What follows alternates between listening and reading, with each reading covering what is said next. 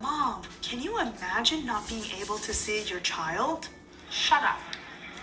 I mean, is she serious? Her father has been begging to reconcile with her for years, as it pains him that he can't see his grandchildren as he grows ill and old. But Meghan is all smiles, posing with Afghan women who have been through a lot. So it's painful to see them as some part of a PR ploy for Meghan to rehabilitate her public image. Meghan was asked how Americans can make women in similar circumstances to her guests feel more at ease in the United States, and she said, "It's really easy. Just think about how you'd want someone to treat you. How would you want someone to open their arms to you?" What does this even mean? What do you mean? Does she ever actually have good advice? And that's brave coming from her, considering how she treated everyone at the palace, including Harry's grandparents, while also spending years in the media talking about feeling lonely as a working royal.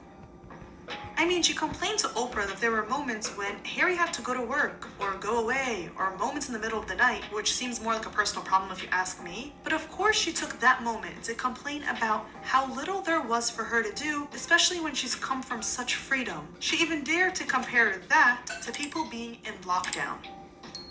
This is the woman we have spearheading the Afghan Women's Initiative. Some self-awareness can help her, but no, she's too busy playing the victim and using actual victims as photo ops. She also said, "You find comfort in things you know, but you find so much community and connection in things you don't know as well."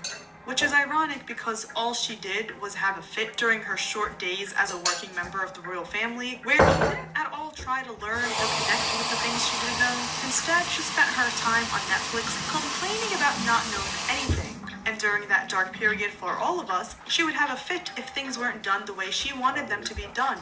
Whether that's the tiara she wanted from Princess Eugenie, to the condescending way she spoke to Princess Catherine as exposed by Harry and Spare. I'm having secondhand embarrassment just imagining her saying those phrases, knowing very well that she has cut off her entire family while also forcing Harry to cut off his family under the guise of protecting their invisible family, while talking to people who haven't seen their family for years or even decades.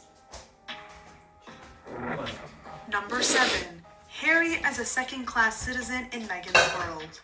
When you see photos like this of Harry, you can't help but understand why everything is going downhill for their brand. For starters, everyone can see right through their efforts at desperately proving to people that they just want to help. And it seems like Harry is realizing that maybe Meghan isn't the partner he wanted standing next to him, because he's not going to be able to get a sentence in without her claw taking charge. And if it's not the claw, then it's Meghan talking over him. Aside from watching Meghan's obsession with dominance in action, it's embarrassing for Harry that as a man, a husband, a brother, a son, all his life he's felt inferior. But now, he only has one person in his life who doesn't even try to pretend like he's an equal, but rather another pawn in the show. No wonder why they had to call a professional separation. All content of Harry showed how miserable and bored he looked. Number 6. Meghan keeps failing her trademark application. For months now, Meghan's lifestyle brand, American Riviera Orchard, has continuously been denied at the trademark office because her forms were not filled in correctly and because she wants to trademark everything she possibly can, aka a cash grab. She first applied for the trademark for her jams and homemade goods in the summer, but that was rejected in August due to issues with the filing. She was then given 3 months to address errors and challenges to the application. And now she has asked for another 3 months to complete this, and if the deadline is missed, the application will need to be started again. It turns out that the application wasn't even signed and that she didn't send enough money at one point. I mean, what? What is it that she's possibly doing that she can't even fill out the